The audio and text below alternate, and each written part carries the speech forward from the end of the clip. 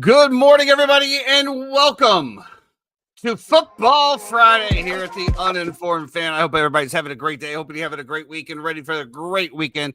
Jeffrey looking sexy as usual with his all-whites hat backwards. Jeffrey, how are you doing today, buddy? I'm doing great. Placing some baseball bets over here real quick before we get this fired up.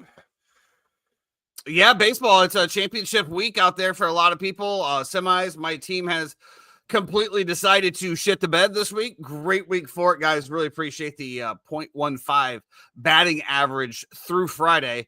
And also big shout out to Michael King with the 64 ERA, lasting 3 innings the other day. That really set things off. Looking like second place is going to be a lot. But I guess at the end of the day, Jeffrey, we talked about it. Second place means exit approved, correct? Yeah, well, you're trying to quit this league, so it's, I mean, if you won, you definitely can't quit. I think second place is kind of a weird spot as well, too. But listen, the only thing I will say, you can make up whatever you want to. This used to be a keeper league, okay? So the only thing is next year we're doing 100% complete reset. So everyone's redrafting. There's no more keepers. Okay. I feel like that's like the perfect time. I have a question for you, though. But then again, I'm also making money, so. Yeah, you feel like you have an edge in this league, right? Like you feel like you can do it. I did, right? Yeah. So why? Just because you don't like the banter, you don't like there's no back and forth, but you're making money, so it's like, yeah. Well, this will be the first year I made money out of 3 that I played. So it's a good start. But I had to rebound after a really crappy team. You got to start somewhere, right? Yeah, we'll see. I did just make gold level in Yahoo Fantasy Sports. So I'm in the top percentile of fantasy sports, at least in baseball, because that's all I play on Yahoo. Obviously, we all know the rankings on ESPN. But let's get into it. Last night, Dolphins, Buffalo, Billy Bob's, 21-31. This game was, I think the spread closed at 11. And I thought I saw some 13s out there. I don't know how much it got pushed up towards game time. 13 was kind of crazy, but if you listen to the talking heads and all of this things that was going on out there, not this show, but nobody gave the Dolphins a punter's chance going into this game. I said that, I came across, I was dropping in on the Prop Stars yesterday with TJ and Buff on Tuesdays and Thursdays on YouTube on Prop Stars. And, I mentioned that Chad Ochocinco came out and said there's no way that the Dolphins are losing going to 0-3. And it looked there for a while that they had some fight. But, I gave a lot of criticism to Josh Allen last year. I thought Lamar Jackson should have had the MVP. I'll still stick by that. But my goodness, Josh Allen is him. And I'm watching this guy. Of course, I'm going against him in fantasy football this week. And, he throws up 2 touchdowns, like whatever, the first quarter and a half, I'm like, here we go. He's going to put up 60 points. Game's going to be over before we get started. Dolphins defense showed up, and honestly, I was just so impressed before I get into the other. Josh Allen's positioning of the football, he just looks so sure back there, man. And I have to think back. I think, what was Josh Allen drafted in 2018? I think, is this like his 6th or 7th year in the league? Somewhere around there. Yeah. Josh Allen struggled when he first got into the league. And, I just keep going back to, the Caleb Williams and all these other ones that, are struggling. Like, the NFL is not a league that you just master right away. Lamar Jackson didn't come out and just blow the league away when he came into the league. But I was so impressed with Josh Allen and his poise and the way that he was just dropping balls in the receiver's hands, tight areas, tight coverage, running when he needed to. But I will say this, the Miami Dolphins were absolutely in it. They were down a touchdown, going to get the back after stopping him twice in a stupid penalty on a kick. Gave them a first down, 15 yards, scores a touchdown. It's over after that. So I will say, if you're a Dolphins fan, going up against the Buffalo Bills, which is arguably one of the best teams in the NFL, one of the Super Bowl favorites, you had your chance. You were going to get the ball back down 7, and you had a chance to close it out. And unfortunately, silly penalties, which to be the thing down there in Miami, whether that's the head coach, the discipline we have, behind the locker rooms, I don't know. But I mean, at least you're for Dolphins, you fought, I guess, you covered. And then, of course, Tua doing Tua things at the end. I looked over to my wife and I said, you know what? This is about the time Tua is going to throw a pick 6 for the Buffalo Bills to be able to cover. And then lo and behold, 3 minutes later, he threw the pick. He didn't go down and score it for the Miami. But, yeah. Yeah, and remember, it was 21-21 when they got that roughing the kicker penalty. So it's they were down 7. So it was 21-21. They get the roughing the kicker. They come down. They score the touchdown to go up 28-21. Miami gets the ball back. They're driving down the field. You have 3 minutes. You have 3 timeouts. You have an opportunity to milk some of that clock and maybe run it down and score a touchdown there and maybe go for 2, depending on how much time is left. And you instead try to look off a safety and snap back and throw it to Waddle, who was just not open. Interception happens, game over. Thank God for the field goal at the very end. My favorite thing was obviously Miami plus the points here on the over. I parlayed them together. Nice little hit for your boy to kind of get back and have a nice little bankroll for this week to get back to it. I agree. I told all my Dolphins fans last night, I thought there was a lot of hope that I saw. I thought there was things that I thought were improvements that we haven't seen. I don't know if I saw them have to burn a timeout on being disorganized coming out of the huddle or not having enough time. I thought pre-snap stuff was pretty good. I think the Bills defense is absolutely trash. It's one of the reasons that I wanted Miami. I thought Miami would actually score more points here than they did. But I think it does have to be a little bit encouraging, especially if you're fantasy owners of guys, right? Waddle gets a touchdown. Tyreek gets a touchdown. Ollie Gordon seems like the goal line back if you have him as a backup. And also Achane is still getting all the work every single time catching passes. I think Whitty caught like 7 balls last night or something like that. So, yeah, I think there's an encouraging sign if you're there. And the Bills now are going to have 10 days to go play whoever. I'm not a Bills believer. For some reason, I think they have great weapons. Obviously, I have Dalton Kincaid and I have Khalil Shakir on my fantasy teams, but I don't know. There's something about their defense that to me is just not great. So we'll see if I'm right or if I'm wrong going forward. Well, I mean, what they give up 40 something to the Ravens. I mean, you give up that much. I'll tell you just the difference of watching Josh Allen play football versus Tua. Tua gives me Tim Tebow vibes. And not in a good way. Everybody dogged on Tim Tebow about his mechanics and stuff like that. But watching that ball come out of Tim Tebow's hands sometimes was a duck or it was a laser. I see a lot of the same stuff from Tua. It just doesn't look natural. I don't know if that's the word. It just looks like it's very tough for him to play the quarterback position. I don't know. He had some, he had some really good throws to Waddle and also to Tyreek in the end zone, I thought as well, too. Obviously, Tyreek misses a ball going out of bounds right there. Would have been a huge catch. But to me, it's like you can't ask Tua to make these really strong throws across the middle or try to laser a ball in somewhere when that's not his game, right? Like, he's not that guy. He's a touch pass guy. He's a, be accurate. You're not going to push the ball down the field, hit your outs, hit your crosses, run your mesh read, and kind of go from there. And I don't know. It's just I feel like he's being forced in a. Remember he talked about the Tyreek Hill thing, where he's like, I try to tell Reek, I'm like, I'm not going to throw the ball 70 yards down the field. So at a certain point, you sprinting as fast as you can makes no sense. You're going to have to come back to the ball anyway, because I'm not going to be able to get it there. So sounds to me like they got a quarterback problem then. I guess it depends on what exactly you're asking from your quarterback, right? Like, I don't need every quarterback to be, Uncle Rico and be able to throw the ball over a mountain, right? Sometimes I need my quarterback to have touch. If you get the fastest guy in the league, and your goal is obviously with the fastest guy in the league, but to get down the field. Now, I get before you. I'm saying that's not a quarterback. That's a personnel problem. That's what I said. So why bring in a speedster like that when your quarterback can't hit the pass? I don't know. We'll see. Who do Dolphins have this week? Dolphins play Monday Night Football next week, so they got a little bit of time off. They have 11 days.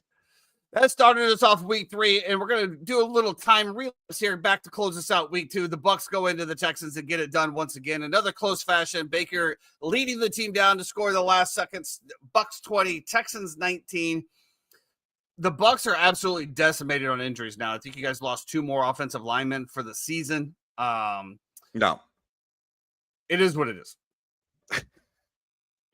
We lost one offensive lineman for the year, and Cody Mock. Unfortunately, we lost Kalijah Cansey, our D tackle, to a pec issue. He's done for the year as well too. Luke Adecki going to be out at least 4 weeks. Michael Jordan is not practicing right now, and looks like Tristan Wirfs and Chris Godwin will not be back this week to play as well too. Good morning, Ted. As a Bucs fan, I cannot believe that we have won these past 2 weeks. I think if you were to ask any true Bucs fan who understands ball and knows football, these were 2 bad matchups for us. I didn't like going into the Falcons week 1 on the road, having to play Penix, having to play a hungry dog. We come out of there with a win, even with the missed field goal and a missed extra point. Now you play a team that's 0-1, that's super desperate for a win, in the Houston Texans that has one of the best defenses in the NFL in terms of defensive line as well as secondary. Stingley's a shutdown corner.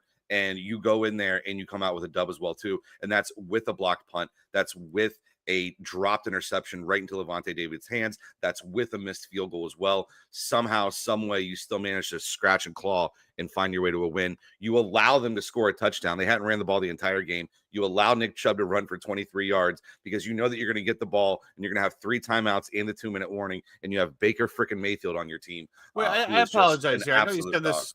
I know you said this in the pre-show. So you're telling me that 20-yard scamper by Nick Chubb, they just let him go in there? They didn't try to stop him? That was playing? Can you pull the video up? I mean, I guess. Can you talk while I bring this up? Absolutely. I just think if you're looking at it from a Bucs point of view, and we talked about how the first 4 weeks were going to be a little bit weird, right? The Falcons game, the Texans game. Now you have the Jets, who are, in my opinion, this is a trap line. I don't think I take the Jets to win this game outright, but I think 7 is way too much. And then week 4, I believe you have the Philadelphia Eagles. So these 4 weeks, being without Wirfs and being without Godwin, as a Bucs fan, you're coming into a realistic point of view of, man, maybe if we come out of here 2-2, that's a win, and now you've won the first 2. So now we're kind of like riding high right here. This right here. Look, we got 2:19 left, 2nd and 9. Here's your options, right? You're either going to stop them, you're going to burn all your timeouts, they're going to run the ball down, you're going to get the ball with 30 or 40 seconds, and they're going to kick the field goal, and you're going to put it in Chase McLaughlin's hands, right? You still have all 3 timeouts, though. You're going to burn your timeouts here to save time, is what I'm saying. Well, no, what I'm saying is, because if you're talking about they're going to give up a field goal here, right? They're going to give up a field goal here. Yeah, so a great kicker. It's so you're still gonna have like 1:30 left, potentially. If you don't give up a first down, if you give up a first down, you're pretty much cooked, right? And so I think when they looked at it, it's funny because they asked all of them, and all the defensive players are like, "Of course we'd never do that."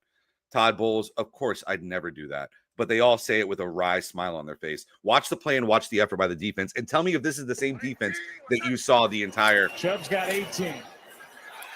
Add to it, Nick Chubb, touchdown Texans. I mean, I don't. On top. I mean, some of these guys, like this guy here, just got blocked. Chubb's got 18. So I would say there he's still fighting. I'd say they're still fighting there. And now I will say maybe like right in, yeah, they're like, okay, well, To it. Yeah. Nick Chubb. well, there's no point for him or 31 to stop him on the 5. But yeah, I would. I think I it was would a great probably move. say once he blew through the line of scrimmage, Yeah. and he was in clear, then yeah, probably. I think it was a great move. And I think it was calculated, and Todd Bowles did it on purpose. And then Baker comes down and does Baker shit, man, and he's just that guy. He's got dog in him. He makes some throws. They run the ball. They have all the time in the world to do whatever they need to. And then you run it down to a point where you win the game, and also you kick the ball off to them with 6 seconds, and they return it, and the game's over. And that's all she wrote. So I don't know, just a great win by the Bucks. Yeah, I mean, Baker Mayfield, I think he said it after, I don't know if it was the Texas game or the first game after the Atlanta game. He came out and said, we lost a lot of these close ones of the previous years, and we came in this year and we said, these are the games that we need to win, and they're absolutely doing it. To your point, I definitely think they should probably be at least 1-1, possibly even 0-2, but they're not, and that's at the end of the day. There's no pictures on the scorecard, so other than being a Bush League team, I think you got to feel pretty good about it.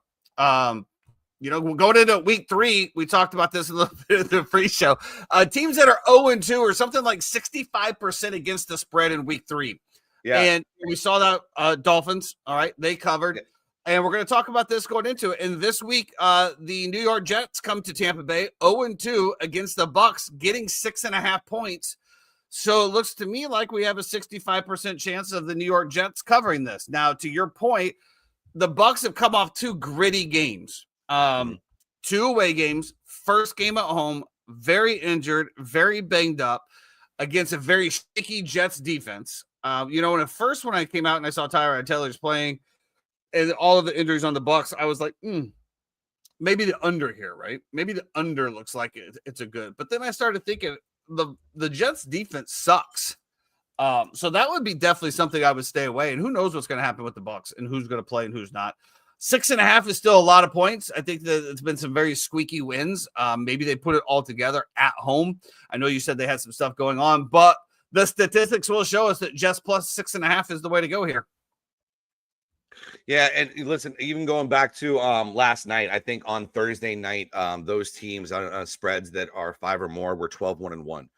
So just incredible history for the past 10 years that we have data collected on that we've been following. So that was an auto bet for me on Miami, and I see Chad had Miami as well too. And like I said, I love the over because I figured if Miami was going to cover, there was going to be more than 50 points scored. So that was just my own opinion, which almost did not come to fruition. Like I said, these first 2 weeks were trap games. This is a trap game as well too, right? You got Tyrod Taylor coming in. They're coming off of a stinky loss to the Buffalo Bills. We're going to be at home. We're going to be banged up. It's a 1:00 game in Tampa in the afternoon. You've been there before. It's not cool. A miserable fucking existence. How much heart do you have? How into the game actually are you? Listen, at 6.5, I think about it. If this number touches 7, you have to bet the New York Jets. I understand that Tyrod Taylor is not the mobile quarterback that Justin Fields is, but we also don't have the same pass rush and line that we did the previous 2 weeks. So we mentioned all the injuries. We mentioned Kalijah Kancey. When he lacks in legs, he probably makes up for a little bit in arm versus just for sure. For sure. And also, the secondary is intact. Tyke Smith came up big with some nice plays. I mean, McCollum pretty much did a great job on Nico Collins for most of the game.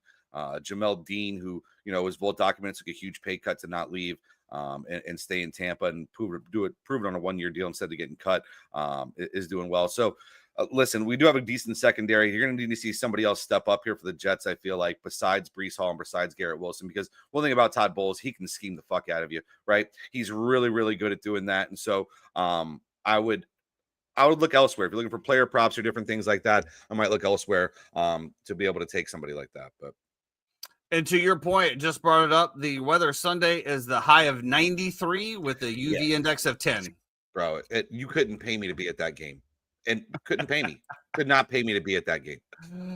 Well, you are a paper fan, Jeffrey. So, I mean, it would require you to be paid to attend any game whatsoever. Next up, the Cowboys headed in Chicago, coming off Dak and CeeDee Lamb's high-flying offense with George Pickens over there. The Chicago Bears in absolute shambles at home and catching a 1.5. Now, again, as we talked about, the 65% would tell us to take the Bears. I will tell you this. I don't like anything about the Chicago Bears at the moment. I know eventually that they are going to step it up and put some things together. But I do want to bring up the Chicago Bears injury report this week because it's not pleasant. And it's actually kind of scary. Go over here. I don't want. So TJ Edwards did not practice Wednesday, Thursday. Kyler Gordon obviously is out. JD Greer limited. Jalen Johnson's obviously out. Jalen Jones did not practice at all this week. Kieran still not practicing. Marco Jackson, linebacker, not practicing. Looks like DeAndre Swift will be back. He has a full practice, so that is very good there. He was limited yesterday. I thought I saw. No.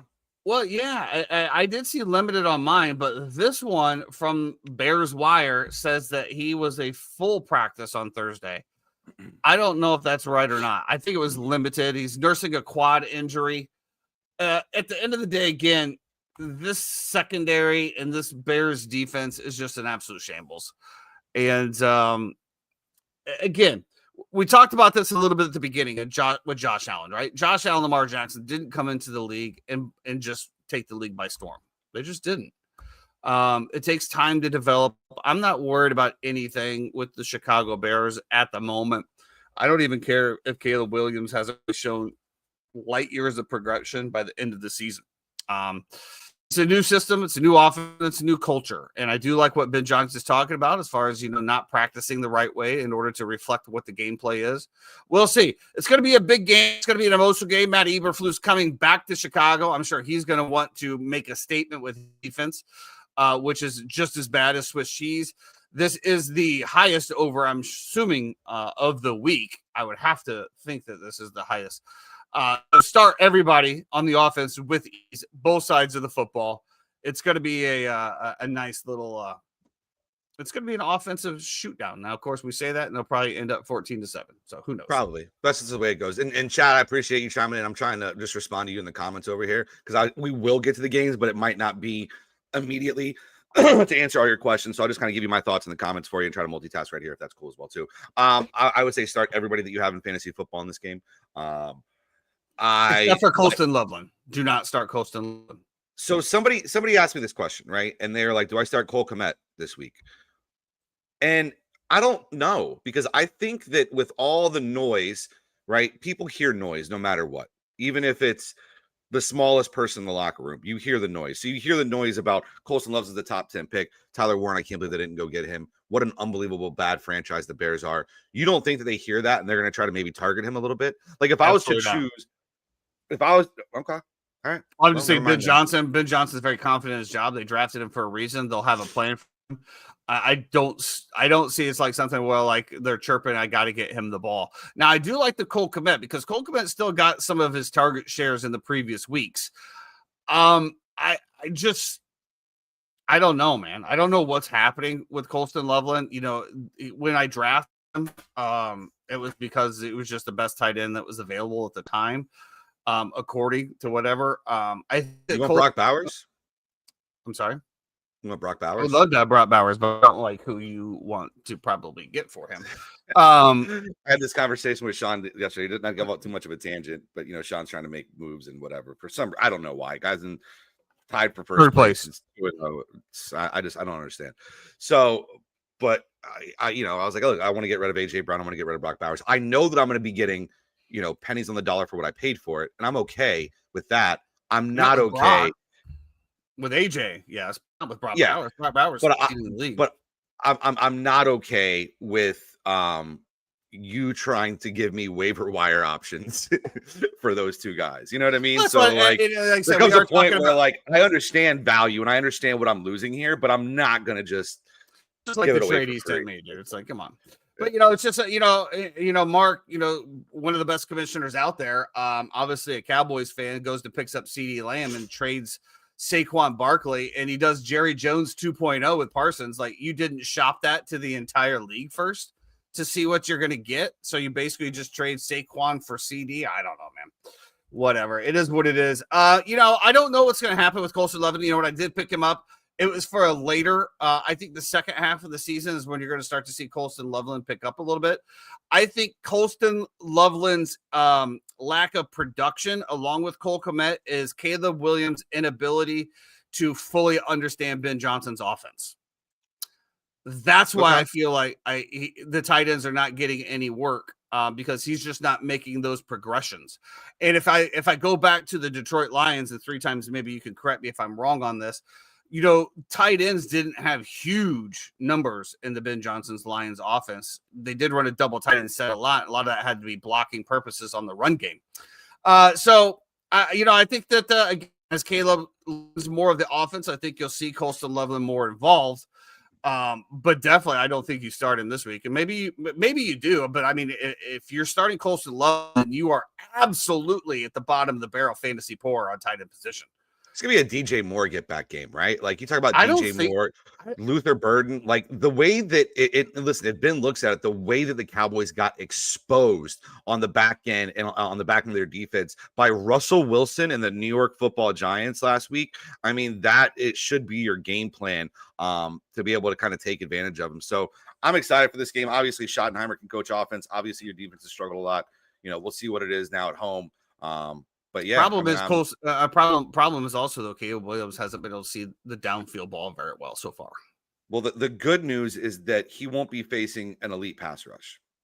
And before we move on from the Cowboys, can we just talk about this? Because I'm so sick and tired of hearing about how the Cowboys defense sucks now that Micah Parsons gone, when they absolutely were dog shit last year. 100%. I'm not. They were terrible last year as well, too. I mean, I get on. They're really missing Micah Parsons. They sucked last year. Well, can we be honest? They are missing Micah Parsons. Well, but they were terrible last year. Yeah, they were terrible last year as well, too.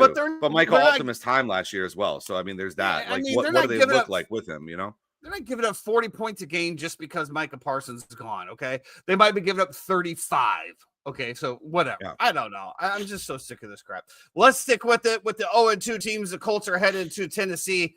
Colts minus 4.5. Titans here 0-2 coming up there, catching 4.5 points. That is a lot of points to be a home dog in Tennessee. Danny Dimes, the darling of the NFL, my new starting quarterback for Indiana Jones and the Temple of Nakua.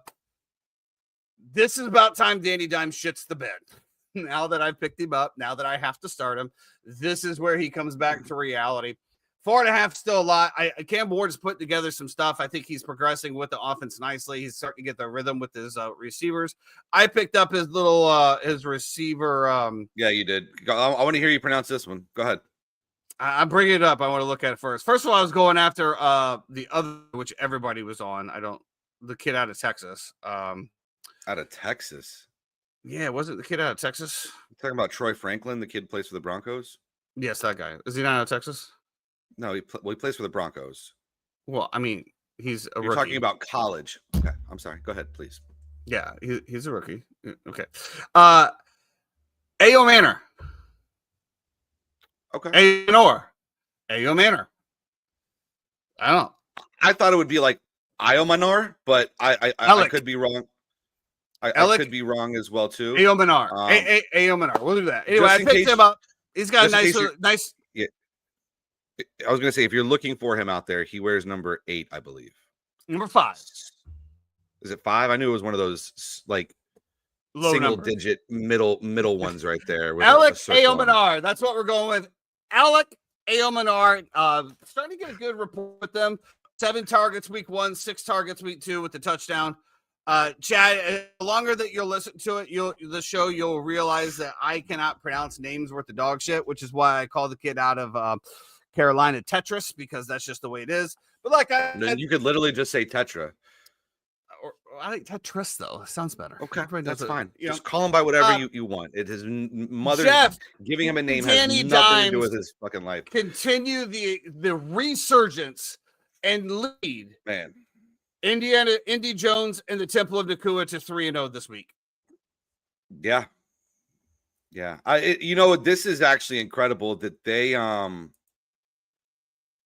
I do think there's an interesting place to make this bet here. I'm trying to look for it right now. I don't know why I can't find it. Well, why don't you tell us what you're looking at, Jeffrey? I'm looking for the odds for Daniel Jones to be the NFL MVP. I like that. I like that. That just shows me that you're committed to his resurgence progressing throughout the year. I don't remember if you remember in the preseason when I said that the Colts would win this division. I said that they're the best coach team in this division. They have the best line, both offensively and defensively. They have the best run game. And now that you're adding Daniel Jones to it, now you have a very competent quarterback, in my opinion, who was more confident than Anthony Richardson in terms of making the right decisions and not turning the ball over. Well, I will tell you, all of those little snippets were in my ear when I picked up Daniel Jones off the waiver wire. So, yes, I remember them all, Jeffrey. Kudos. Now, I don't know. I can't even find Daniel Jones on here for some reason. It's crazy. Now, this game specifically, I listen, if you're getting the hook here, you're getting the 3.5 to 4.5, whatever it is. I think it's a good number, personally. This is a game where a young team finds a way to lose. This is a game where the Titans might look great for the entire game, and they have one momentary lapse, and all of a sudden it's a touchdown from Indy. They're back in the game, and there's a walk-off field goal to end it for Indy. Indianapolis wins the game, but you get the Titans to cover. So I think the one thing that we'll look at is going to be these wide receivers, Calvin Ridley, Almanor, going against that secondary, and how much. Listen, they have a great defensive line in Indianapolis as well too. So what's that pressure situation going to look like for Cam Ward? Is he going to be able to dance around like he loves to do and kind of stay upright and not get too frazzled? I think it's going to be a great fun game to watch, and I look forward to it. Daniel Jones odds for MVP are ranging anywhere from plus 7,500 to plus 10,000. Seems like a good point for me for the QB number 4 in fantasy football already. They have not kicked a punt in 2 games. Yes. They are executing at a ridiculous level, like a level that we've only see in the most elite offenses ever in the history of the NFL. Which scares me. We're getting to that point right now through 2 games. Oh, it's so scary. Come on, Danny. I need you for more weeks, buddy. Could you imagine if Daniel Jones and Steichen is a great coach? We've said this before. We love Shane Steichen. He's a great coach. Could you imagine if Daniel Jones, undrafted in fantasy football, comes in and replaces Joe Burrow and leads to fantasy greatness? What a comeback story that would be. What a honeypot story that would be. Let's stick with the 0-2 teams. The Falcons minus 5.5 headed into Carolina. This is a sneaky game here. This is one that I definitely, I don't know. I said this. Are 1-1, right? Yes. The Panthers 0-2. I think I did this a couple times last year. I took the Panthers and the points because that's what, and I think I banged my head on the walls immediately afterwards. Yeah. And said I would never do this again. I'm telling you, the Carolina Panthers look like absolute trash. There's no way around it. They look terrible.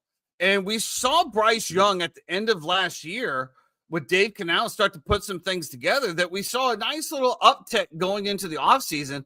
We thought for sure with the addition of Tetris, Xavier Leggette's been terrible. I think he had 8 targets, 7 receptions for negative 2 yards for the first time in NFL history. Chuba Hubbard looked really good. To me, the Panthers are just a trash team. The 65% tells me to take it, but absolutely not. There's we've always, I think, when we've broken down our games, and even when we were doing the circa picks, you would see a lot of it would be divisional home underdogs. Was usually kind of the bread and butter where we like to kind of lay our head. And I would normally say that this is a spot that you should 100% always take the Panthers. I don't know. To me, it's just a stay away game.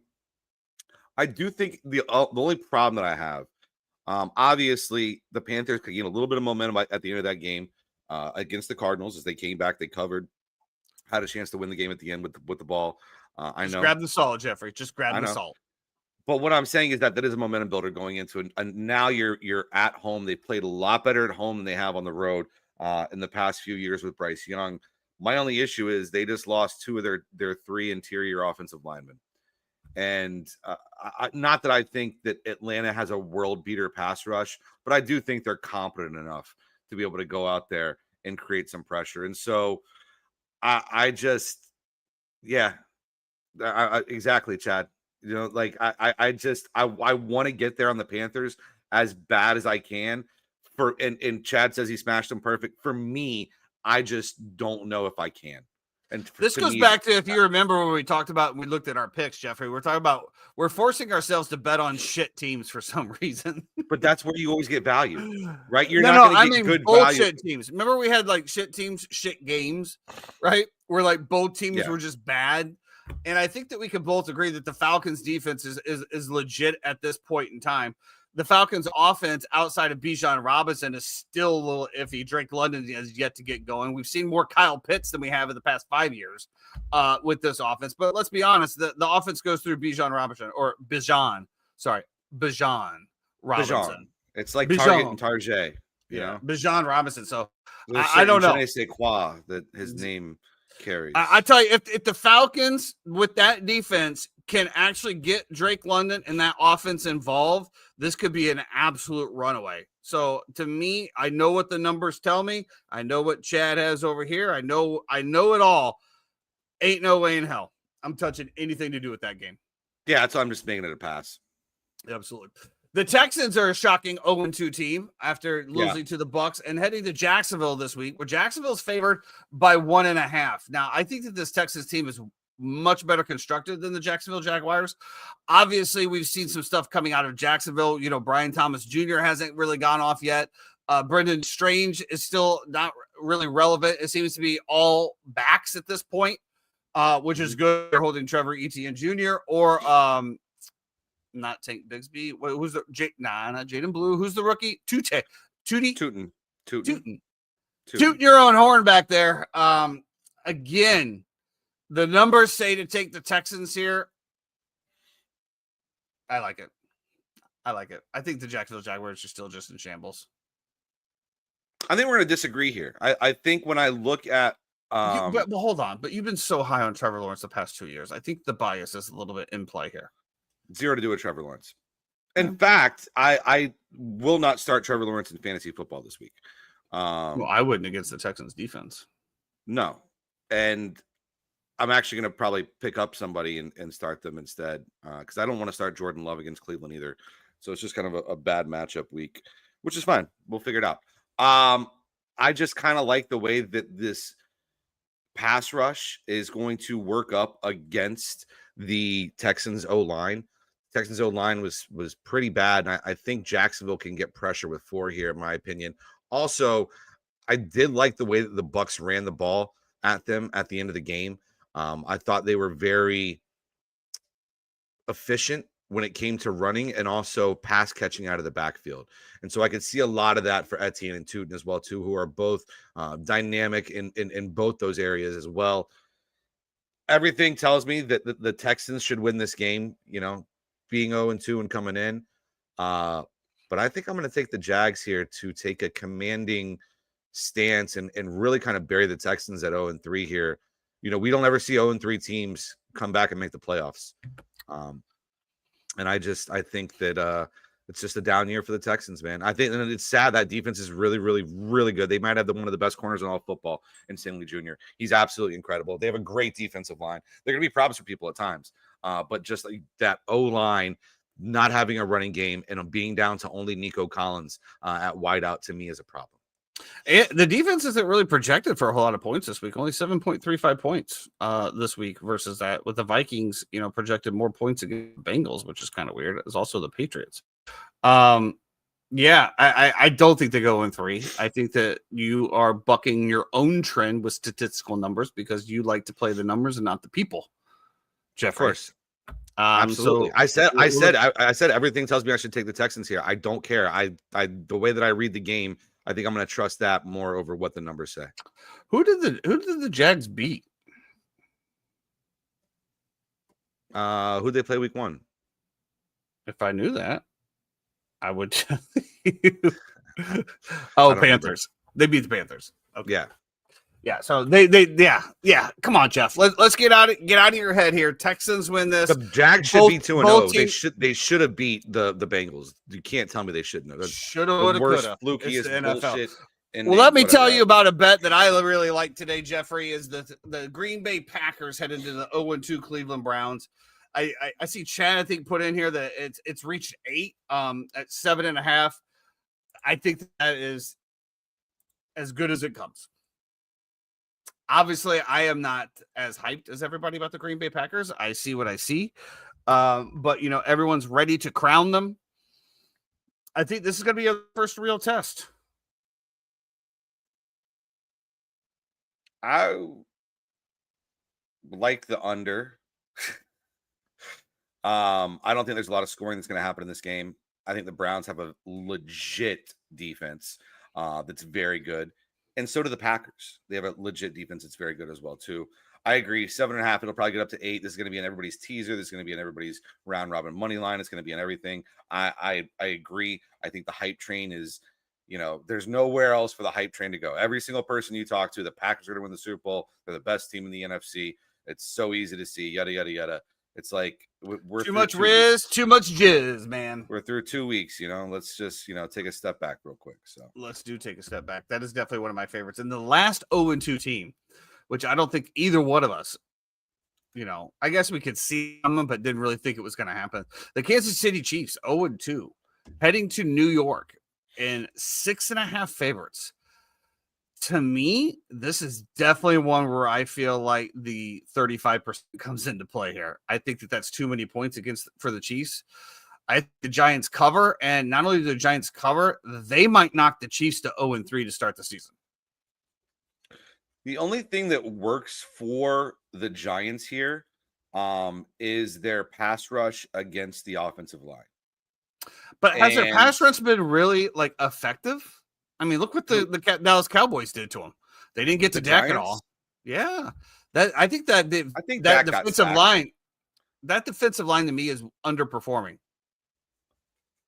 We had such high expectations with that. Brian Burns, Kayvon Thibodeau. They have the names. They have Lawrence. They are legit, and I think that would be the only thing that I would look at in terms of mismatches here. I think there's no way that Steve Spagnuolo is going to allow the Giants to do what they just did to the Dallas Cowboys. There's no way you're just going to hit bombs over the top of this Kansas City Chiefs defense. It's not going to happen. Obviously, I would. There's a few different survivor picks I'm bouncing back and forth between. This is one of them. And we're due for a lot of big upsets this week. It's been nothing but chalk through the first few weeks. Joe Public is really doing well. Big change from last year. If you remember, week 1 last year was an absolute slaughter. Yeah, but throughout the year, the Public did very, very well. Yeah. So, and, we can talk about why that is and, information and, podcasts and stats and different things that average bettors weren't privy to back in the day that they are now. And so I do think that factors in and plays into it as well, too. This game, I just cannot see the Chiefs going 0-3. I can't. And I can't see the NFL allowing the Chiefs to go 0-3. So the Chiefs, the kingdom has fallen, Jeffrey. It may have fallen, but in the NFL's eyes, Taylor Swift still might perform the Super Bowl halftime show this year. And Travis Kelce will be in the suite watching it. I'm not saying that that's incorrect at all. What I am saying is that they will take every moment that they can to continue to hype up that halftime show, to continue to, do everything that they can. And they're only going to do that if the Chiefs are getting ratings and people are watching them. So let me ask you this question. All right. So if the Chiefs start off 0-3 and still make it to the playoffs, what kind of a story would that be? There's your NFL storyline, Jeffrey. A comeback for the ages. Taylor Swift coming back on the Super Bowl halftime. I think they go 0-3. I really do. There's nothing that I've seen about this Chiefs team that tells me that they can beat a ruddy nose at this point. We'll see what Good happens. luck betting on the New York Football Giants against the Kansas City Chiefs on Sunday night and trusting Brian Daboll over Andy Reid and Steve Spagnuolo. I can't. You know what? If Brian Daboll, Andy Reid, and Steve Spagnuolo were the ones actually out there playing, then no, but they're not. Okay. They're not. Russell Wilson's going to cook them. What would you like to wager on this? I don't know. Are you going to be out watching this game? No. Okay. I don't know. It's not. You're acting like I'm ready to ride the Giants Super Bowl at the moment.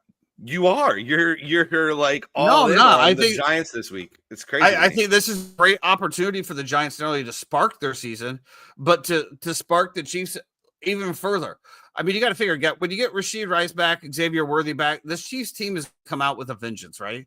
What better way to come out with a vengeance than starting 0-3 and, feeding that NFL storyline of, let's be honest, the NFL and the Kansas City Chiefs have never faced adversity over the past 6 years. They've come out of the gate swinging every time. Patrick Mahomes has never started 0-2, never started 0-3. What better way? What storyline could it be better than the Kansas City Chiefs starting 0-3 due to suspensions, injuries, and coming all the way back to the AFC Championship? There's no better storyline. No better story. The Chiefs. Can we agree on this? The Chiefs absolute shambles right now. No, I don't agree at all. Oh, okay.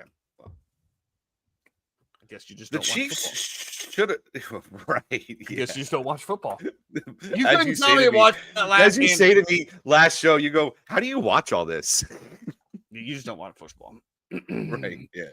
All right, Chad's in on the action too. So, holler at me on Monday, boys. We'll see what happens. Let's get into some other ones. Old man, they should have beat the Eagles on. last week. They should have beat the Eagles last week. Old man Rodgers heading into New England facing defense coming off of just a bad loss. Steelers 1.5 favorites going to New England. Jeffrey, do they win? This is lightning round, by the way. Give me the New England Patriots. New England Patriots plus 1.5. Yes. Chad, shambles. Yeah, like Travis Kelce dropped the ball in the end zone that hit him in the hands. That went into a DB's hand and got ran back for a touchdown. I don't know. They're in shambles, dude. Patrick Mahomes is your leading rusher. You have zero run game. You have zero receiver with any confidence. Travis Kelce looks like a shell of himself. They're absolute shambles. They've started 0-2 for the first time in Patrick Mahomes' career. Shambles.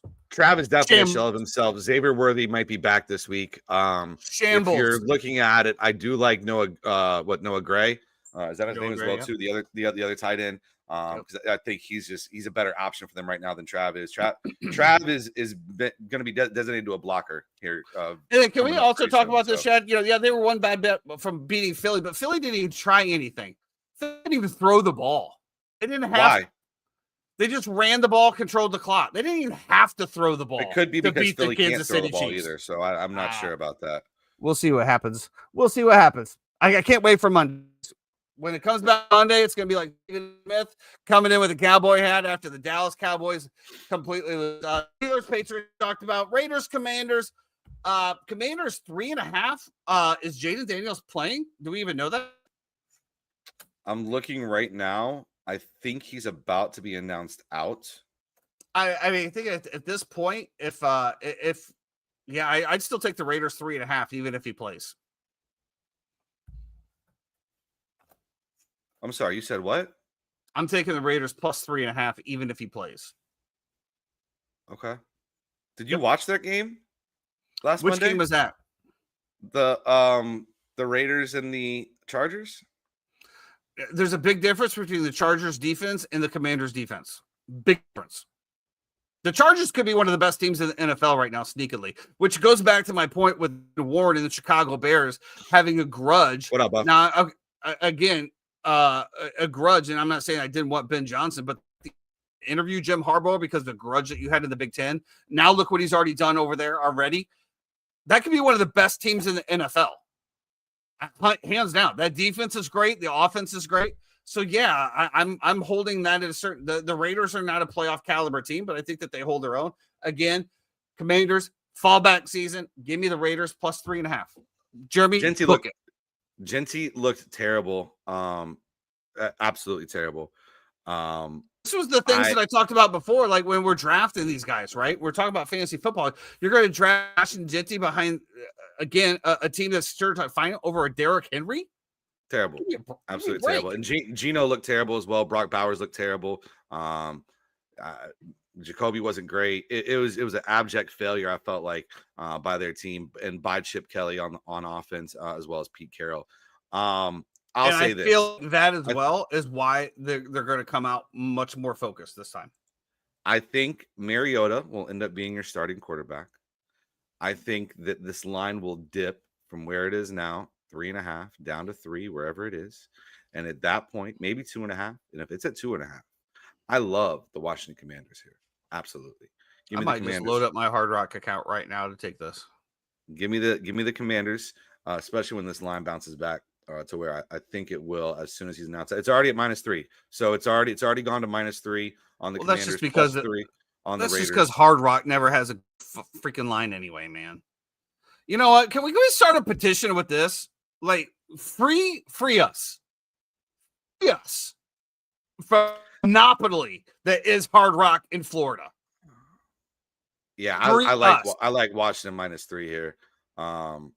I think even though Mariota's out, I think he can still be the exact same player that Jaden is in a sense, where he's going to be able to do it with his legs a little bit. He has the headiness for it. Now, obviously, you're not going to get the ball pushed down the field to McLaurin like Jaden can, but I think that's okay as well. I think Debo will be involved here somehow, some way. They'll try to get creative with him as well too. I wonder if they'll have a prop out there for like more than 2 players to throw a pass in this game. I don't know. Hard Rock won't even load for me, so whatever. But they sure my deposit sure went through. They're probably moving the lines right now based on AI analytics of this podcast. Probably, but it is what it is. Rams headed to Eagles. Another one. I just talked about the Rams. I talked about the Chargers, but the Rams looking good. Matt Stafford, Puka Nacua to me is going to be wide receiver number 1 this year. And when it came down, I said that. When it come down to it, and obviously the trade rapist trying to just do me one over. No, dude, no. I think Puka Nacua is going to be wide receiver number 1. He is completely off limits. Off limits, Jeffrey. I give the Rams a chance here. I think I don't know who put it on there about how many penalties versus tush push. I think you're going to see. I think that the NFL is definitely cracking down on the tush push. I hate it. I think it's absolutely stupid. Like I said before, the group chat in the 80s, we couldn't push William the Refrigerator Perry over the goal line. Why are we allowing it now? Bush league. I love the Rams in this spot. I think what they're doing right now with Kyron and Corum, and also if you look at it with the wideouts, right? Devontae getting so many targets last week. And I think if you look at where you're going to be able to attack Philly, I think it is the secondary here. So if they can just keep Stafford upright a little bit. Now, I know that Philly has historically just beat the shit out of the Rams. Not last year. The playoffs, the Rams almost knocked them out. It was a close game, but like historically, Philly has always won these games, right? Going back the past few years. I really like the way that it sets up. I think that you can pass on them. I think if you look at what Dallas did against Philly to start the year, the way that they moved the ball in that first half, obviously it didn't work out for them in the second half, but I thought that was just more of a momentum play where you have the lightning delay and kind of shit happens. So yeah, I really like the Rams here in this spot. Chad 4.5. I mean, yeah, absolutely. Well, yeah. Did you get that early in the week? I have it. Yeah, it's 3.5 right now. You can buy it to whatever you want. It just went to 3. I literally just watched it erase 3.5 and go to 3 plus 100 even money. I just did the same thing. So I'm telling you, bro, they have AI listening to the podcast. The way that you can mitigate that too is you can also just go click on it if you want. It's plus 100, but you can always go down and scroll down and hit spread right? And it'll give you different options for different spreads. So you could take plus 4.5 or minus 145 right now. If you're looking to throw it in a parlay, I always like doing that a little bit better because I can get the best of the number and I don't have to worry about the closing line. I'd rather pay the juice on it and get the better number. Whatever. Bengals, Vikings. Jake Browning taking over the realm for the Cincinnati Bengals. Vikings minus 2.5 here at home. No JJ McCarthy. Who's starting for the Vikings? Whew. A guy who might be starting on my fantasy team this week, Carson Wentz. Oh, love him here. Yeah. Love him here. Yeah. I think that I would take the over 1/2 interception thrown by Carson Wentz on this one as well. Yeah. You'll probably have some tip balls. Yeah. I like the Bengals here, Jeffrey. I think Jay Browning gets it done. I think the Vikings are in shambles. This is a no bet game for me. I have no idea. You got 2 backup quarterbacks. I don't know what's going to go on. I think there's going to be some scoring. I'm not 100% sure.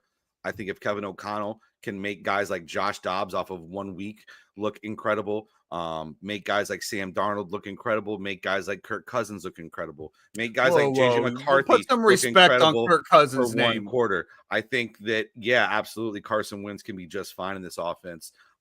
Let's not besmirch the good name of Carson Wentz, right? Guy is a Super Bowl champion. He might not have played the game, but was there. He was also. I remember I got excited for him to come to Bears before Nick Foles came in. Listen, they have weapons, right? I think the one thing, if I'm looking at a target in this game, it would be TJ Hawkinson, because we know Carson Wentz loves to dump the ball down right there over the middle, and Hawkinson could just kind of get out and sit. If you have JJ like I do, I'm just praying that he catches a long one and gets some targets. But I don't mind Carson Wentz being here. Aaron Jones out as well too. You're going to get a lot of Jordan Mason time as well. I think that you'd rather have Carson Wentz than JJ McCarthy. Honest opinion. 1000%. If you are a Vikings fan, absolutely you would right now. Yeah, right now. So. Denver Broncos headed in the Chargers. Chargers favored by 2.5 here. And we just talked about this, about the Chargers being one of the best teams in the NFL, in my opinion, top to bottom. Broncos coming off a terrible loss. This line looks fishy to me, Jeffrey. What time is this? Okay, I'm just trying to make sure. I actually really like the Broncos here. I don't even mind. You can get plus 2.5 at plus even money as well too. It's just, to me, there's so many times in these Chargers games where they'll win the game and they won't cover the spread by 3. It's the weirdest thing. They do it all the time. And so, yeah, I mean, I could see this being a 1-point game somehow, or a 2-point conversion or whatever it is. And so, yeah, I think this is a very important game for the Denver on the Broncos. Absolutely. I think it's a very, very important game for them. Back against the wall, hungry dog eats. Yeah, they got to. Chargers are just flying high, so who knows, dude? To me, it'd be a no bet. I think it's just going to be a great game. Broncos, in my opinion, gave away the last one, so we'll see what happens there. Saints head into Seahawks. Seahawks, one of the biggest favorites, minus 7.5. Yeah, Chad, that's a good point right there. Fade the public. But both pros and Joes are all on the Rams, so that's the only thing that gives you a little bit of hesitation about that game. But I don't care. I just like the matchups. I like the matchups. I like the wide receivers versus the Philly secondary. I think that's a spot that you can be able to exploit. Saints Seahawks here. Now, Seahawks have come out and surprised a lot of people. That defense is legit. The 12th man, you're putting Spencer Rattler in there. Normally, I would say 7.5 at any point in time. Just take the 7.5 points. I don't know. Did I read a rumor that Chris Olave is contemplating his future after, I guess, he suffered another concussion? I don't know. I didn't see that, but it's possible, I guess. And I have him on a fantasy team, so that's even more disconcerting. Yeah, let me see here.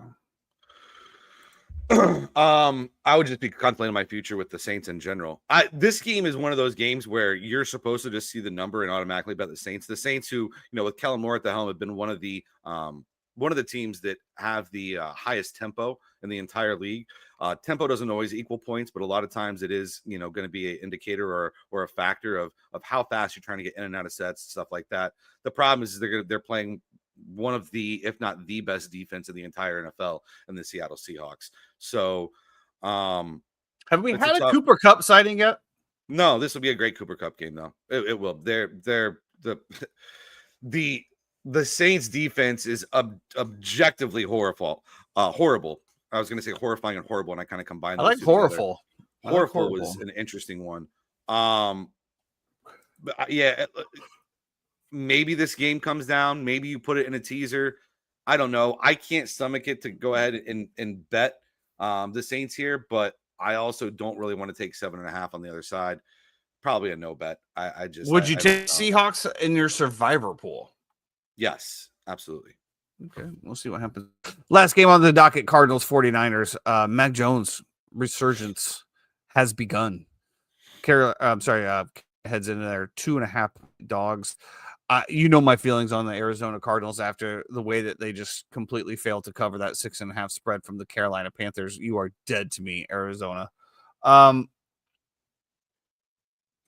I think Mac Jones is a very serviceable quarterback. I think he was put in a bad situation, which a lot of young quarterbacks are. And if there's anywhere he's going to succeed, I think the 49ers. I think that he not only wins this game, covers, but I think as long as Brock Purdy is out, and I don't know, is Purdy going to be out this game? I saw that he was practicing 3 times. I don't know, maybe you can look. If Brock Purdy plays, I don't think you need Brock Purdy to play, to be perfectly honest with you. Let's see here. Let's see I have here. I have it right here because I have him. Let's see. I got Mac Jones on the scorecard starting, so we'll see. Actually, what's this? Not limited on Thursday's practice. Yeah, back-to-back limited sessions. If I'm the San Francisco 49ers, I don't even roll them out there. To me, I think the Arizona Cardinals have overperformed in their first 2 games, 2-0. I'm not fearing the Arizona Cardinals. And if you looked at what the defense allowed the Carolina Panthers to do, I mean, they're going to scheme something to just completely eat that up. Mac Jones is serviceable. I don't think this is a must-win for the San Francisco 49ers. So to me, I would just continue to rest him. But, I don't run an NFL franchise, so we'll see what happens there. I think that I really like the San Francisco 49ers in this spot. And also, we talked about it before the year, but I think Robert Saleh being back on that defensive, the DC, being back in comfortable waters. I just think Saleh is one of the best DCs in the entire NFL. And he gets, I don't know, this Arizona team is just so funny to me, man, because it's like Kyler Murray is always a year away. Marvin Harrison Jr. is super underperformed. I think he will again this week. McBride is a target monster who really doesn't get that much production as much as he could or should. So yeah, I don't care who's at quarterback for the Niners. Give me the Niners. Doesn't matter who plays, whether it's Purdy or Mac Jones. There we go. That's going to do it for the NFL recap and wind up. Jeffrey, anything to close us out from the NFL side before we head to the NCAA side? No, I got nothing. Got nothing. Well, it's going to be another tough week for the Florida Gators as they continue to figure out if they have a team or not. The Florida Gators are going to head south to Miami. I do believe this is going to be College game day as well. The number 4 Miami Hurricanes are favored by 9.5 points. We saw what USF did to them, obviously struggled. I think the Florida Gators are just in shambles. I've already written them off, obviously. I wait, 8 months just to be disappointed after the first 2 weeks. Usually, especially with the Chicago Bears, if I make it past week 4, I consider that a success. I have not made it past week 2 of the Florida Gators. I think this is going to be another painstaking game for the Florida Gators. Bear with me 1 second. What's the spread on this game? 9.5. 9.5? Wow. Hold on, I'm trying to scroll through to find it real quick. Get out of here, Buff. Bear down, baby. I actually will say this. Spread-wise, we always talk about how hungry dogs, hungry teams, whatever it is. 9.5 is insane. That's crazy. I think I don't think so. You don't think so? Like I feel like Florida should cover this number. I mean, if they actually had a team, yes, but they don't. It's down to 8.5 on this one now. Somebody I have it at 9.5 on Hard Rock right now. It just went down to 8.5 off of on the score app. I mean, you lost by 10 to LSU. In a game that you should have won, but you threw 5 picks. Yeah, I mean, Your defense held up. You stood up. What I mean, like, listen, Miami has maybe like in terms of line wise, maybe one of the best offensive defensive lines if we're going to rate them together in the country, in my opinion. They're really, really good up front and they'll maul you. But Florida has dudes, man. And like you should be able to kind of stand up to this a little bit. The Florida roster is absolutely amazing. There's nothing on the Florida roster that says that they can't compete. Nothing. They have the personnel. They have the stars. They just don't play. I think if you're going to beat Miami, it's going to be on the back end. It's going to be with, some deep shots downfield. Can Lagway bounce back this week? Can Lagway bounce back this week? You're playing in Miami. It's not going to be a hostile environment. I can tell you that. Probably gonna be 50% Gator fans. But I don't know. It might not be, Jeffrey, because I'll tell you, Gator fans, as always, one of probably the most finicky fan bases, are ready to burn it all down anyway. So who knows if they're going to travel to Miami and deal with the Miami people? Because let's be honest, being around Miami fans in a Miami game is not anything pleasurable. No, it sucks. Actually, so sucks. I don't know. I don't know what it's going to be like. At the end of the day, regardless, the stadium's only going to be 60 to 75% full, probably anyway. But I don't know. Maybe not. I mean, maybe Miami's performing. They got a lot of momentum down there. A lot of people coming out. So who knows? I don't give them a punter's chance, but that's just me being negative Nancy all the time, Jeffrey. Obviously, I'm rooting for them. The Florida flag is still flying outside, as it always will on Fridays and Saturdays during college football. I will go down with the ship. I will stay loyal to them. I just want to say something happen, man. I don't know what's going to – I don't know. I mean, it's just a rough stretch. Billy Napier, I don't think, makes it out of this whole stretch. I don't know what that looks like. To me, the Florida Gator sports has a lot of issues. So I don't know. It is what it is. Florida plus 10.5, minus 130. Go ahead and book me down for that. Okay. Florida State has a barn coming into town. The number 7 Florida State Seminoles are going to face the vaunted Kent State. I don't even know what Kent State is. What is Kent State? Kent State Golden Flashes coming into town. They're going to be wearing the gold cleats, and they're going to be flashing around the field, trying to take down the Florida State Seminoles, which I do believe are favored by 40. 45? Something like that. Yeah, let's see over here. 44. Jeremy says 44 and a half. 44 and a half. Another barn Depends burner on your book. Seminoles. Yeah, I don't know what you want me to say about it. I mean, just another tune-up game. That's all you can say. Outside of the cupcake that Florida State is once again playing, we do have Auburn going into Oklahoma. It's the backhanded bullshit that you always try to throw out there. It's like, oh, another cupcake. Like, okay, you guys played Long Island University the first week. Like, and we played Alabama. Like the games that are on the schedule. Yeah, but it's the extra comments. You could have just said it and moved on, but you got to make an extra comment about it.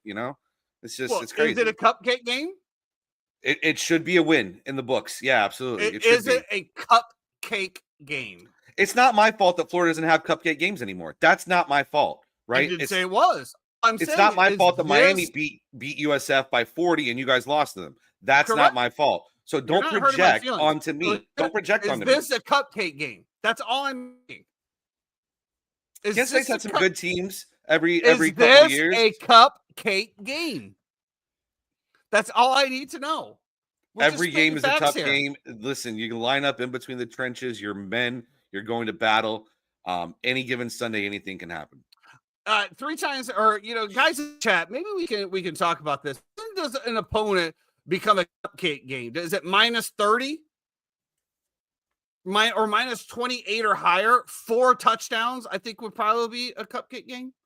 I think so. Actually, you know what? Better point would be this. The Florida State Seminoles are favored by essentially 45 points. The over-under is 55.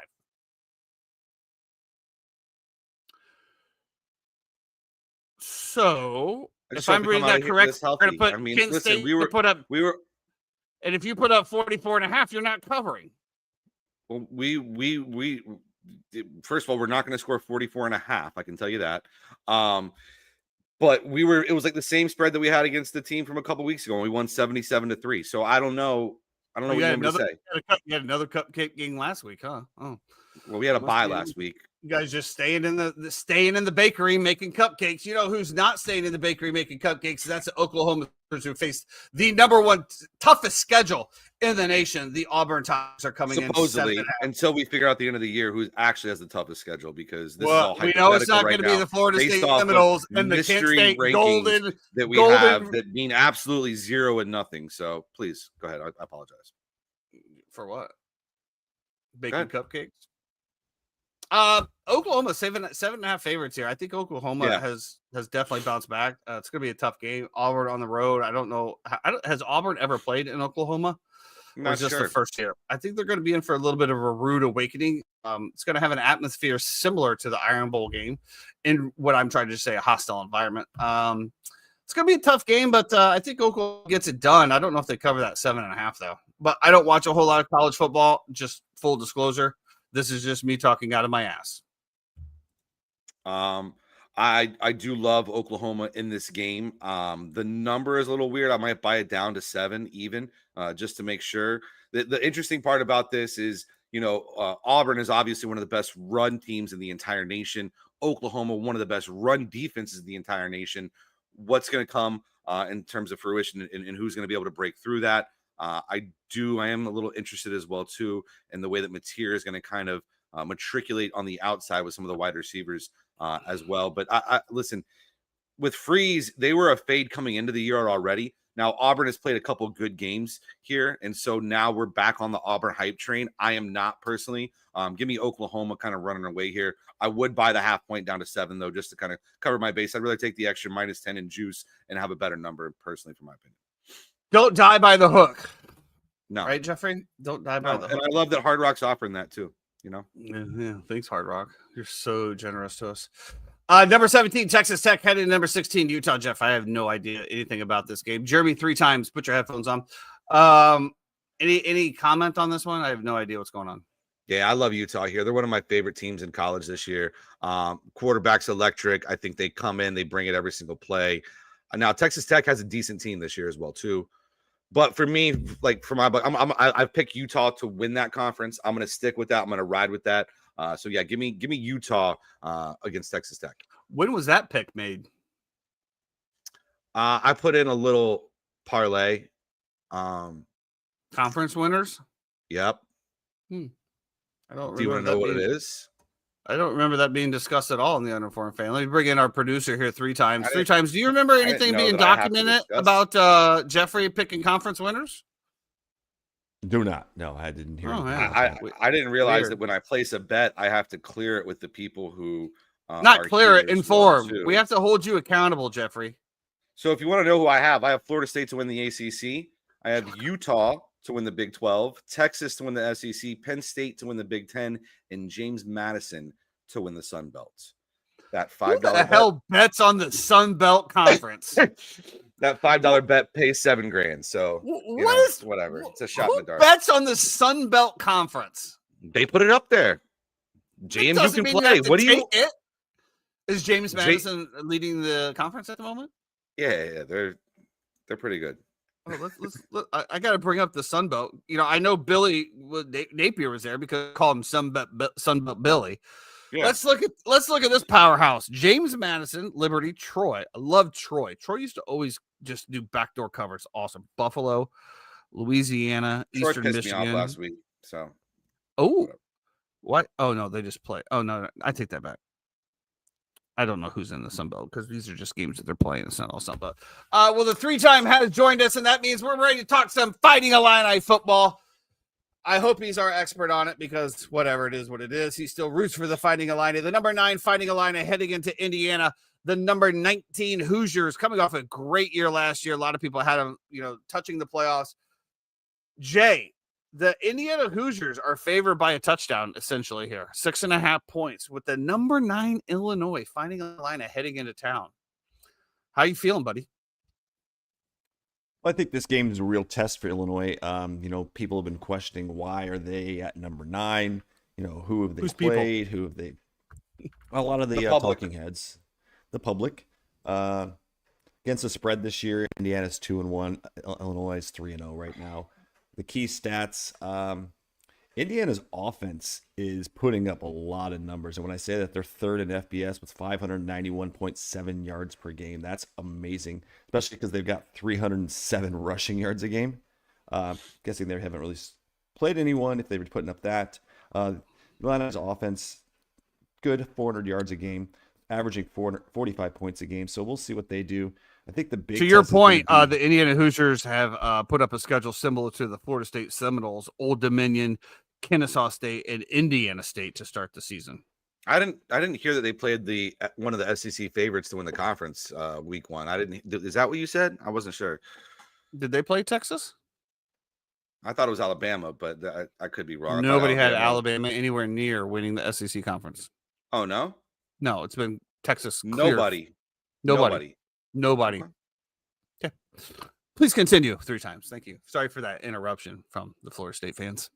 That's all right. This is going to be a battle of the defenses. Both defenses have been putting up pretty good clips. Indiana's only allowing 7 points per game. Illinois, same thing, 7 points per game. But Illinois has also played my alma mater of Western Illinois, so I wouldn't say that they have had the strongest schedule either. But both teams, it should be a pretty even matchup. I think the biggest question is going to be the quarterback play. Luke Altmaier is kind of coming into finally what the Illinois wanted over the last couple of years from him. He came in, transferred, and was injured a lot, but now he's starting to play well. He's got 8 touchdowns, no interceptions. He goes up against Fernando Mendoza. They both have literally 708 yards passing, both of them. Mendoza's got 9 touchdowns. Altmaier's got 8. So it should be a good game. But I think the play on here, let me look at this again. The matchup is, what's the number for the over-under? The over-under is 52.5. I would take the under in this game. I think it's going to be more of a defensive matchup. Both offenses can put up numbers, but I think the defense is what's going to shine in this game. I will tell you, Altmaier has looked pretty good lately. I will say that. Go ahead, Jeffrey. I apologize. Luke Altmaier, who transferred in from... Oh, man. Oh, really? All right. Former Florida State quarterback Luke Altmaier. I've always been a fan of his. Saw the writing on the wall. Coming out of Georgia for high school, I'd love to see his growth and his progression so far there in Illinois. This line just seems a little bit too aggressive to me. Personally, I just think the 6.5 to 7 is just too many points that you're giving to an Illinois team who was actually tested by Duke. So I think that if you look at the way that their schedule is played out, Illinois had a little bit more of a tougher schedule, in my opinion, than Indiana. Signetti is just a smug dickhead who I want to slap sometimes. And so because of that, I'm backing the Illini here. Yeah, go Illinois. Define tested by Duke. Man, they won by 26. You want to talk about the game? I just want to talk about the number. At half, I think they were only up by 3 or something like that. Correct. Yep. Yeah. But they won by 26. Correct. There was a 14-point game. There was a fumble recovery on a punt. They also, Duke, idiotically, for some fucking reason, put out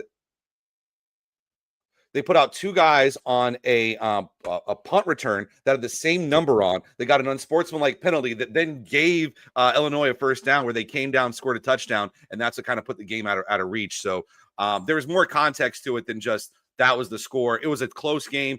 Duke made some boneheaded plays. There was fumbles, I believe. There was an interception as well too. Just like crazy. There was like multiple turnovers, and then you had the punt. And then you had the penalty on the punt return as well too. It was a weird game, but I thought that game was a tester in terms of will going into the second half. So yeah, I did like it a little bit better.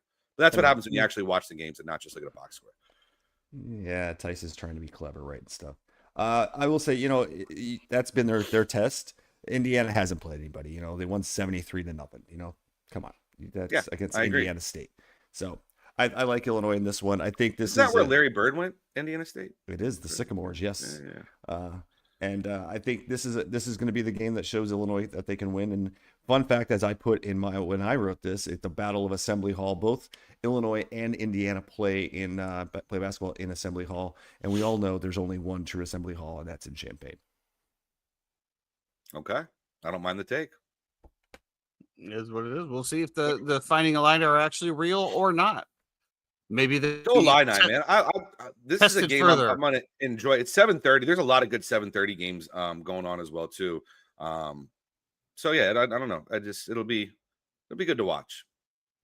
Be a nice little nightcap, 7:30 when I'm getting my butt kicked on the service well. It'll be fun. I'll be able to glance up and see that game. It is crazy that Stanford just drove a bus 3,000 miles to go play Virginia. Because they had to get their equipment there. So they literally drove the bus across country. It's just, I don't know. It's weird. That's the ACC. That's the way that it breaks down now. Don't they have a plane? Yeah, I think for equipment, I think for charter. So all the kids fly, right? The kids are all chartered, but to get the equipment there, you have to move it on Every team has a tractor trailer that takes all their stuff on. You'll see it at UCF. I think even USF. UF. I think even FSU is the same way. They'll leave on like Tuesday to get there on it's Thursday or Friday and set everything up. It's kind of the way it plays out. So it's kind of like NASCAR where they have their haulers where they all bring their stuff. So every team has their own equipment. Like I say, trailer. You'll see them going down the highway. Does the NFL put it on a plane? I don't know about that. I think they might. This is what we do here at the Uninformed Fan. We tackle the hard questions. The other game that I really like that's going to be at the 7:30 slate as well, too. We mentioned there's a couple really good ones. I love Arizona State Baylor.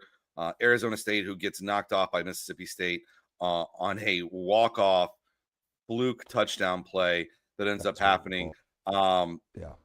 Just absolutely heartbreaking for them, but that'll be a really interesting game as well too against the Baylor team. We could probably see some points definitely scored in that game. I love Kenny Dillingham. Obviously came from the Mike Norvell tree, but he's been really good at ASU. Even with Scadaboo last year, he was awesome. Also, I'm really interested in the South Carolina Missouri game as well too. That's going to be at 7:00. We don't know if Lenora Sellers is going to play. He was the Heisman darling before the season started that everybody loved. Obviously, he takes the shot against Vandy last week when the game's 14-7. It's within reach. He gets knocked out with a concussion. It ends up being targeting on the play, which it took him like almost 2 minutes before they even reviewed it for targeting as the guy's concussed on the floor. But that'll be interesting to see if he plays. And if he doesn't, that spread's 9.5.